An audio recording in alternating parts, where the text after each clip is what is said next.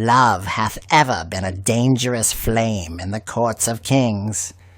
In the year of our Lord, 1340, when the kingdoms of Portugal and Castile stood upon the brink of war and alliance in equal measure, there came to the court of King Afonso IV a noble lady from Galicia named Inês de Castro. She was of the high house of Castro, kin to the kings of Castile through bastard lines, and her beauty was spoken of even in distant lands. Hair dark as the midnight sea, skin fair as alabaster, eyes green as the waters of the Mondego in spring. Ines arrived as lady-in-waiting to Constanza Manuel, the Infanta of Castile, who had been betrothed to Dom Pedro, the heir to the Portuguese throne. Dom Pedro was a prince of fire and pride, tall, strong of limb, with hair the color of burnished gold and a temper quick as summer lightning. He had been raised in the shadow of his father's stern rule, trained in war and statecraft, yet his heart yearned for something fiercer than duty. When first he beheld Ines at the wedding feast of his bride Constanza, something stirred within him that no counsel could quiet. Constanza was virtuous and gentle, but her beauty was pale beside Inez's radiance, and Pedro's gaze returned ever to the Galician lady. The court at Coimbra was a place of splendor and intrigue. Tapestries of battles hung upon the stone walls, minstrels sang of old heroes, and the air was heavy with the scent of orange blossoms from the gardens below the palace. Inez moved through this world with quiet grace, her laughter soft, her words few but wise. Pedro sought her company under pretext of courtesy to his wife's ladies, but soon the pretense fell away. They met in secret in the gardens by the Mondego, where the willows wept into the water and the nightingales sang their plaintive songs. "Thou art the sun to my shadowed heart," Pedro whispered one moonlit night, taking her hand as they stood upon a bridge over the river. "Constanza is my duty, but thou art my life." Ines trembled, for she knew the peril. "My lord," quoth she, "we play with fire that may consume us both. Thy father the king seeketh alliance with Castile through this marriage, and my blood is Castilian.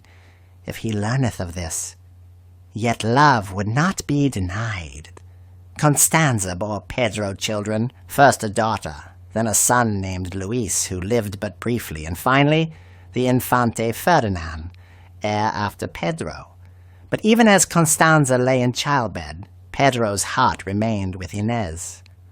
When Constanza died in 1345, scarce a year after Ferdinand's birth, the court mourned duly, but Pedro mourned not at all. He brought Inez openly to his palace at Coimbra, installed her as his lady, and lived with her as man and wife.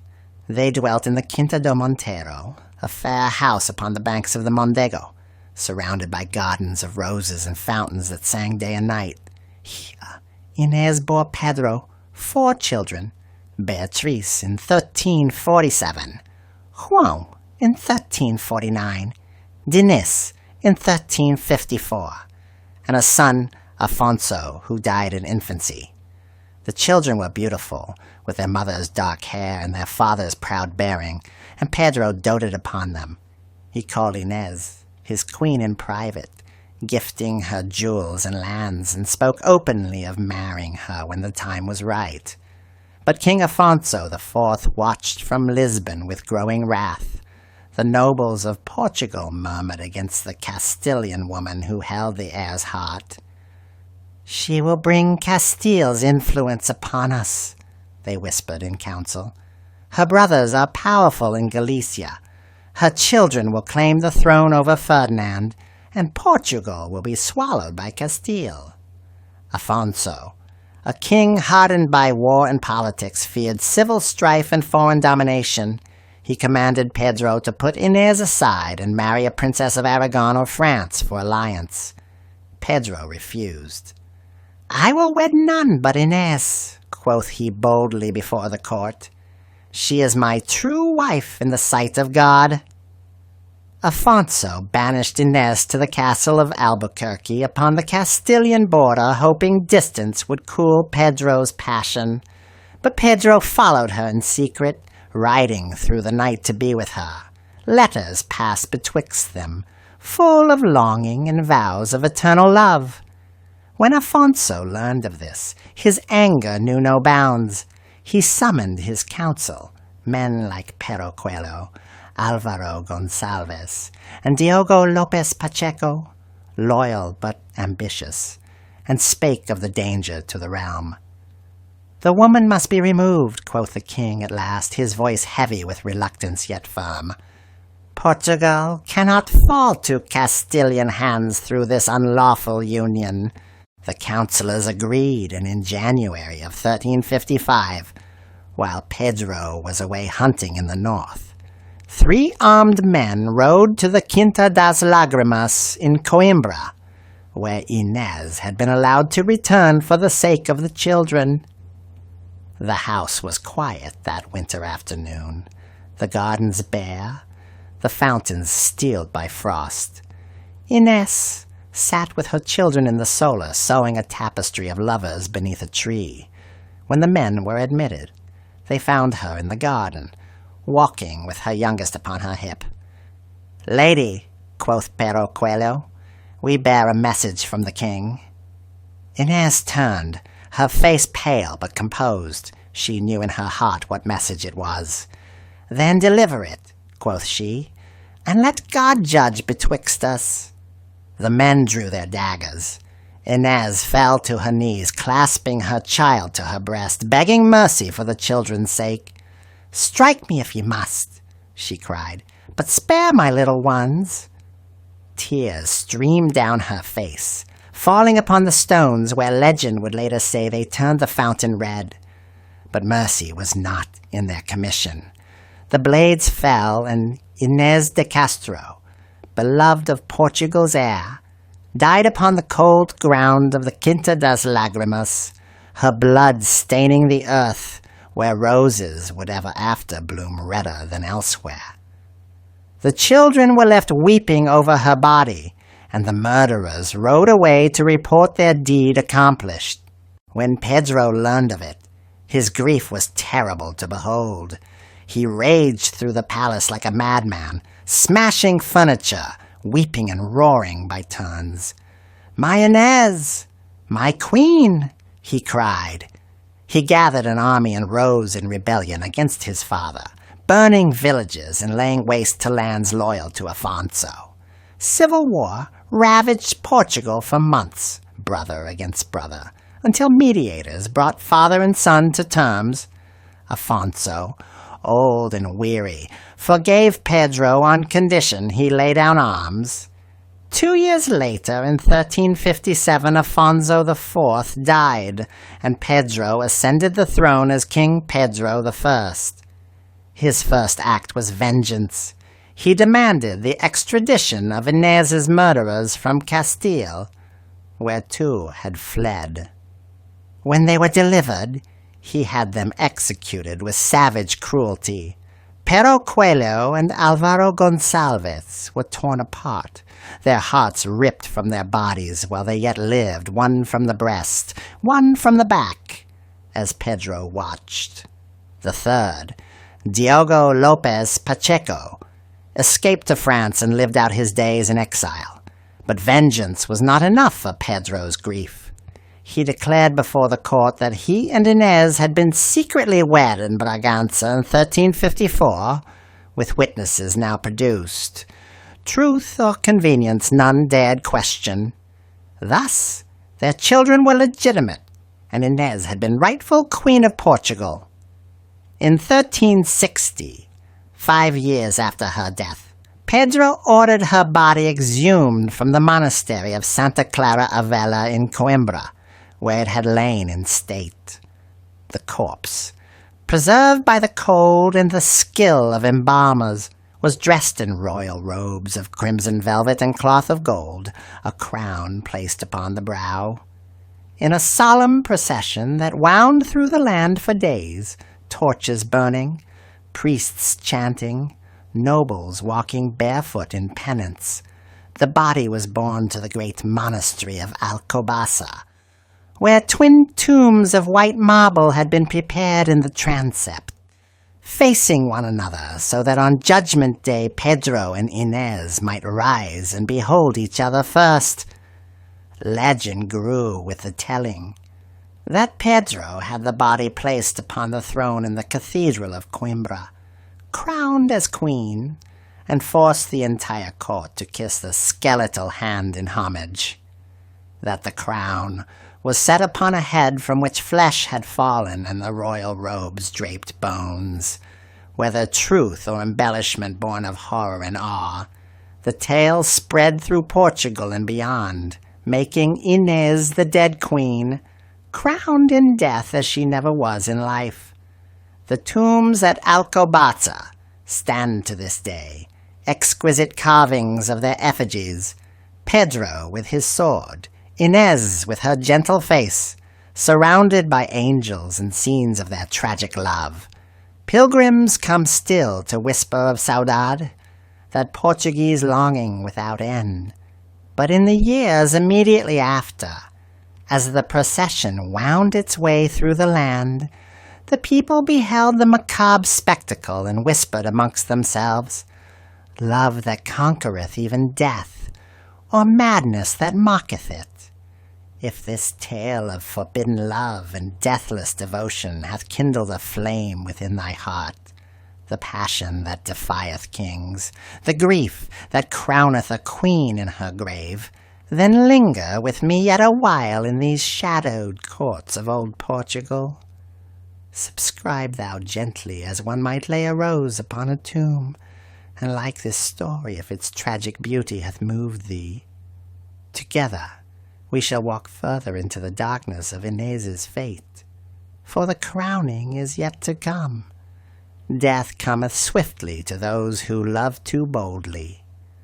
The winter of 1355 was bitter cold in Coimbra, the wind howling down from the northern hills and rattling the shutters of the Quinta das Lágrimas like the claws of some restless spirit.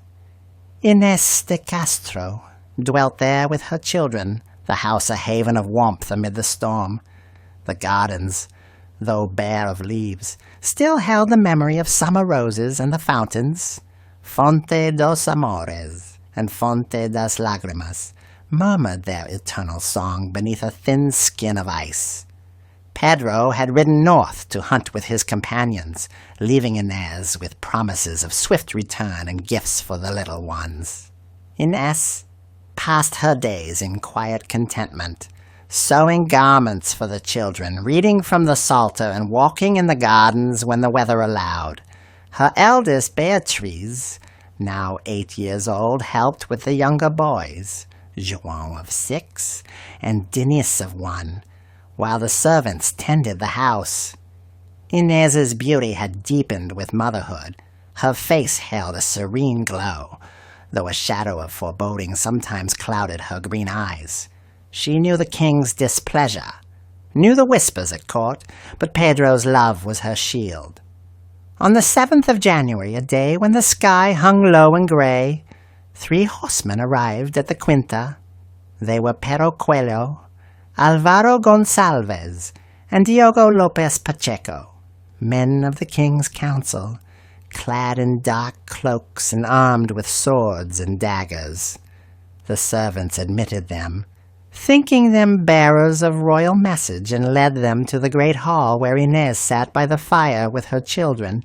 Inês rose to greet them, her manner gracious despite the unease that stirred within her. "My lords," quoth she, "ye are welcome. Hath my lord the Infante sent tidings?"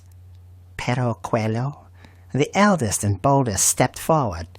"Nay, lady," quoth he, his voice hard as flint. "We come on the king's command, not the prince's." Inês's heart grew cold, but she held her head high. "Then speak thy message, and be done." The men exchanged glances. Alvaro Gonçalves spake next. The king commandeth that thou leave Portugal forthwith, for thy presence endangereth the realm. Inez's hand went to her throat. I have done naught against the realm, quoth she. My lord Pedro loveth me, and I him. We harm none. Diogo Lopez Pacheco drew his dagger then, the blade glinting in the firelight. The king feareth Castilian influence through thee and thy children, quoth he. Thou art a threat to the succession. The children began to cry, sensing the menace.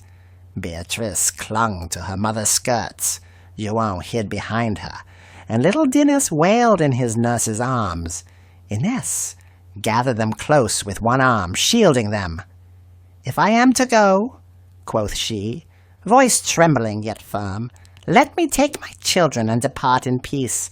Strike not the innocent. But mercy was not in their hearts. Pero Coelho seized her arm, pulling her toward the garden door. The king commandeth thy removal. Permanent removal, quoth he. They dragged her forth into the cold garden, the children following with screams that rent the air. The fountains stood silent, iced over, and the bare trees clawed at the sky. Inez fell to her knees upon the stone path, clasping her hands in supplication. For the love of God, she cried, tears streaming down her face, spare me for my children's sake. They are babes, innocent of any fault. The men hesitated a moment, for even hardened hearts quailed before her beauty and her pleas. But the king's command was iron. Alvaro Gonsalves raised his dagger first. "'Tis for Portugal," quoth he, and struck. The blade entered her breast. Ines gasped, blood blooming crimson upon her gown. She fell sideways, still trying to shield the children who clung to her. Pero Coelho struck next, his dagger finding her throat. Blood spurted warm against the cold stones. Diogo Lopez Pacheco delivered the final blow, plunging his blade into her heart. Inês de Castro died there in the Garden of Tears, her blood soaking the earth where legend would say it turned the fountain red forever. Her eyes remained open, staring at the gray sky, as if seeking Pedro in the distance. The children screamed and screamed until the nurse gathered them and fled into the house. The murderers mounted their horses and rode away, leaving the body upon the stones. Servants found her at dusk, and the news spread like wildfire through Coimbra. By nightfall, riders were spurring north to find Pedro. When Pedro received the tidings, his grief was beyond all measure. He fell from his horse as though struck by lightning, roaring like a wounded lion. "My Inez, my love!" he cried, tearing his hair and beating his breast. His companions feared for his reason. He rode south at breakneck speed, arriving at the Quinta to find her body laid upon a bier in the chapel, candles burning about her. Pedro knelt beside her all night, holding her cold hand, weeping without cease. "I will avenge thee," quoth he to the silent form. "Though it take my life, I will avenge thee." He gathered an army swiftly, nobles loyal to him, men who loved Inez or hated the king's counselors. Rebellion flared across Portugal.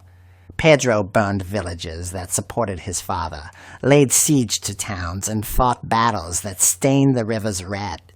Father and son warred for months, the land torn betwixt them.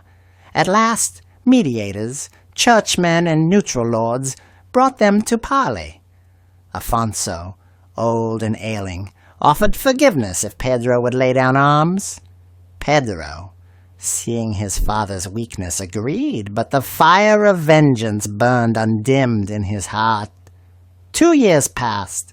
In 1357, King Afonso IV died, and Pedro ascended the throne as King Pedro I. His first acts were justice and vengeance. He demanded the extradition of the 3 murderers from Castile, where they had fled. 2 were delivered, Pero Coelho and Alvaro Gonçalves. Diogo López Pacheco escaped to France. In the great hall at Santarém, before the assembled court, Pedro had the 2 brought in chains. "Ye took my love from me," quoth he, voice cold as the grave.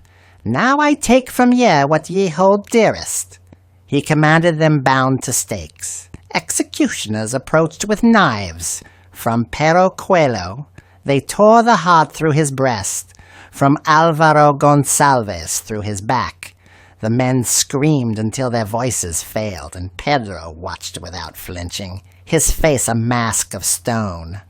The court whispered of his cruelty, but the people called him Pedro the Just, for he ruled fairly toward the common folk, curbing the nobles' excesses. Yet vengeance could not fill the void. Pedro's grief turned to obsession. He declared before bishops and nobles that he and Ines had been secretly wed in 1354 at Bragança, with witnesses now brought forth. Whether truth or convenient fiction, the Church accepted it, legitimizing their children. Ines was declared Queen of Portugal, though she had never worn the crown in life. 5 years after her death, in 1360, Pedro commanded her body exhumed from the monastery of Santa Clara a Vela in Coimbra.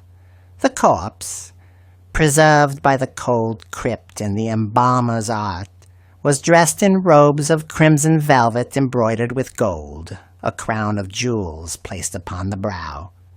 The procession began, a macabre pageant that wound through Portugal for days. Nobles walked barefoot in penance, priests chanted psalms, torches burned day and night. The body was borne upon a litter draped in black, surrounded by mourning women. At every town the people came forth to behold the dead queen, crossing themselves in fear and awe. Legend grew even as the procession moved, that Pedro intended to crown her in death as she had not been in life, to force the court to acknowledge her queenship beyond the grave. The road to Alcobaça stretched long, but the king's will was iron. Vengeance is a fire that consumeth both the hand that holdeth it and the heart that feedeth it. Upon the death of King Afonso IV in the year 1357, Dom Pedro ascended the throne of Portugal as Pedro I. The court at Lisbon awaited a reign of reconciliation, for father and son had made peace before the old king's passing. Yet, when Pedro entered the great hall for his coronation, his face was grim as winter stone, his eyes burning with a fire none dared meet. The nobles who had counseled Afonso whispered amongst themselves, fearing what the new king might do. Pedro's first acts were of justice toward the common folk. He curbed the excesses of the nobility, punishing those who oppressed the poor, and earned the name Pedro the Just from the people. But in his heart burned a darker flame, vengeance for Inês de Castro, his murdered love. He summoned the court and spake openly of his grief. My father, in his fear for the realm, commanded the death of the Lady Inês de Castro, quoth he, voice steady but edged with steel. Yet she was my true wife, wed in secret before God and witnesses in the year 1354 at Bragança. Thus she was Queen of Portugal, and her children are legitimate heirs beside my son by Constanza. Gasps rippled through the hall, for many had doubted the marriage. But Pedro produced witnesses, priests and nobles sworn to secrecy until now, who confirmed the union. The Church, wary of royal wrath, accepted the testimony. Inés's children, Beatriz, João, and Dinis, were declared infantes of Portugal, their status raised. Yet this was not enough for Pedro's wounded heart. He demanded the extradition of the 3 men who had slain Inés, Pero Coelho, Alvaro Gonçalves, and Diogo López Pacheco. They had fled to Castile upon King João's accession there, seeking sanctuary. Pedro sent envoys with threats of war if they were not delivered. In the end, 2 were given up, Pero Coelho and Álvaro Gonçalves. Diogo López Pacheco escaped to France, living in exile until his death. The 2 captives were brought to Santarém in chains, expecting perhaps imprisonment or exile. But Pedro had other justice in mind. In the great hall before the assembled court, nobles, bishops, foreign envoys, he had the men brought forth. "Ye took from me the light of my life," quoth he, rising from the throne. "Ye struck her down in cold blood, while she begged mercy for our children. Now ye shall know what it is to lose that which is dearest." He commanded them bound to stakes in the courtyard. Executioners approached with knives sharpened to razor edge. The court watched in horrified silence as the men were stripped to the waist. From Pero Coelho, they tore the heart through his breast, the blade cutting deep while he yet lived. His screams echoed off the stone walls until his voice failed. From Álvaro Gonçalves, they ripped the heart through his back, the man twisting in agony. Blood pooled upon the flagstones, steaming in the cold air. Pedro watched without flinching, his face a mask. When it was done, he spake unto the corpses, "Thus perish all who harm the innocent." The court whispered of cruelty, calling him Pedro the Cruel behind closed doors.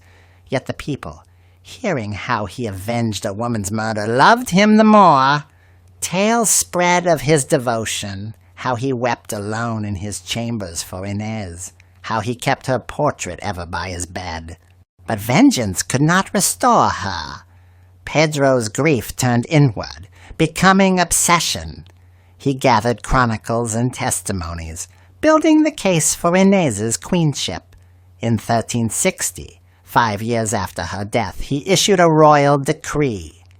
Inês de Castro was to be exhumed from her tomb at the monastery of Santa Clara a Velha in Coimbra, and translated to the royal pantheon at Alcobaça with full honors befitting a queen. Preparations began in secret. The finest embalmers were summoned to ensure the body remained presentable.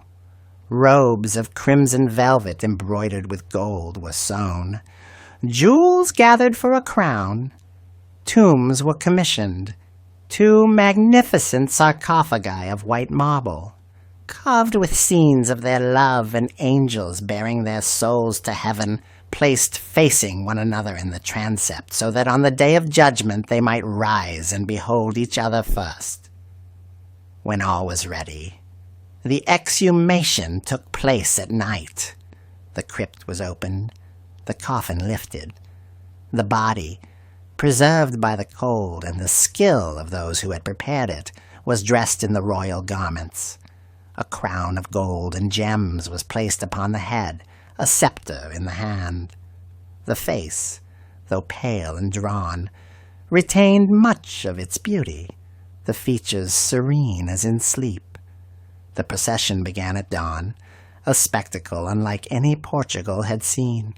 The body was borne upon a litter draped in black velvet, surrounded by mourning nobles walking barefoot in penance. Priests in black vestments chanted the office of the dead, torches burned even in daylight, and black banners fluttered in the wind. The route wound through the land for many days, from Coimbra to Santarém, then south to Alcobaça, passing villages where the people came forth to kneel and cross themselves. Legend grew with every mile. Whispers spread that the king intended more than simple reburial, that he would crown Ines queen in death as she had not been in life, forcing the court to pay homage to her mortal remains. At each stop, Pedro rode beside the litter, his face gaunt with fasting and grief. He spake little, but when he did, his words were of Inés's virtues and the injustice done her. The children, Beatriz, João, and Dinius rode with him, dressed in mourning, their young faces solemn. The devil, some said, watched from the shadows, fearing the power of a love that defied even death. As the procession neared Alcobaça, the greatest abbey in the land, the air grew thick with anticipation and dread. The monks prepared the tombs, the court gathered in fear. What would the king do when they arrived? The crowning of the dead queen was at hand. Even death may not sever what love hath joined in life. The procession reached the great monastery of Alcobaça upon a day in spring, 1361, when the almond trees were in bloom and the air carried the scent of earth reborn. The abbey, founded 2 centuries earlier by the first King of Portugal, stood majestic upon the plain, its Gothic arches soaring toward heaven, its cloisters echoing with the chants of Cistercian monks. The royal tombs lay in the transept, a place of honor reserved for kings and queens.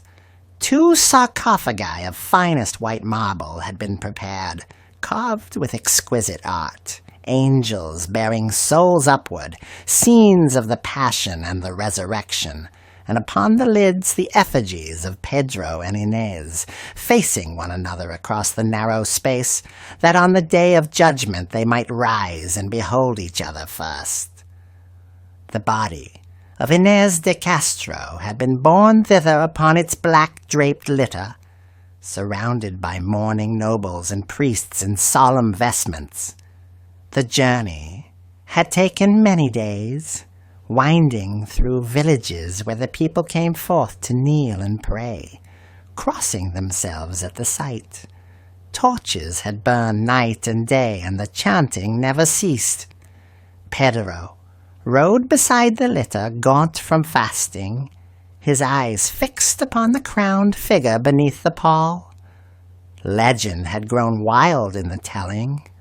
Whispers followed the procession like shadows, that the king intended not mere reburial, but a full coronation of the corpse, that he would place her upon the throne and force the court to pay homage to bones and withered flesh, that the crown would rest upon a skull from which the hair had fallen, the royal robes drape a body long cold.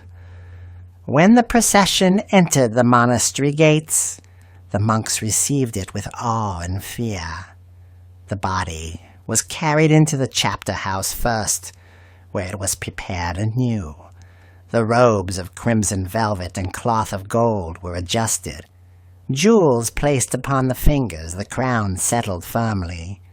The face, preserved by art and the cold crypt, retained much of its former beauty, serene as though in sleep. Then came the moment that would live in legend. Pedro commanded that the body be carried into the great hall of the monastery, some say the chapter house, others the cathedral of Coimbra before the final journey, but all agree upon the horror. The corpse was placed upon a throne prepared for the occasion, draped in royal purple, the crown upon the head, the scepter in the hand. The court was summoned, nobles, bishops, ambassadors from Castile and Aragon, all who had once opposed the union. One by one they were made to approach the throne and kiss the hand of the dead queen. The hand was cold, the flesh withered, the bones visible beneath the skin. Some fainted, others wept, but none dared refuse. The king watched with eyes that saw nothing but his lost love. "Thus do ye honor your queen," quoth he, voice hollow as the grave. "She who was denied in life shall be exalted in death." The ceremony lasted hours, the air thick with incense and dread. When it was done, the body was borne at last to the transept and laid in the sarcophagus. Pedro stood long beside it, speaking softly as though to the living Inez. "Sleep, my love," quoth he. "We shall meet again when the trumpets sound." His own tomb was placed opposite. that their effigies might gaze eternally upon one another. The carvings were masterpieces, Inez portrayed in her youth and beauty, surrounded by angels and her children, Pedro with sword and crown, foot upon a lion. Inscriptions told their story for all time. Portugal mourned and marveled. The people called it the greatest love ever known, a devotion that conquered death itself. Poets sang of it, chroniclers recorded it, and the tale spread to every court in Europe. Camões would later immortalize it in his Lusíadas, making Inez the symbol of tragic passion. Pedro ruled for 10 more years, just to the poor, stern to the mighty. He never took another wife, though offers came from many kingdoms. His children by Inez were raised with honor. Beatriz marrying into Castile, João and Ines, founding lines that endured. When Pedro died in 1367, he was laid in his tomb at Alcobaça, facing his queen forever. The monastery became a place of pilgrimage, lovers coming to pray for fidelity, the grieving for consolation. The legend grew richer with time. That blood still stains the stones at Quinta das Lágrimas, that Inez's tears feed the fountain, that on certain nights her spirit walks the gardens seeking Pedro. Truth and myth entwined like lovers' hands. Yet in the end, the tale remaineth a testament to love's power, to defy kings, to outlast death, to crown a queen though the graves stand open. The tombs at Alcobaça endure, silent witnesses to a passion that time cannot dim.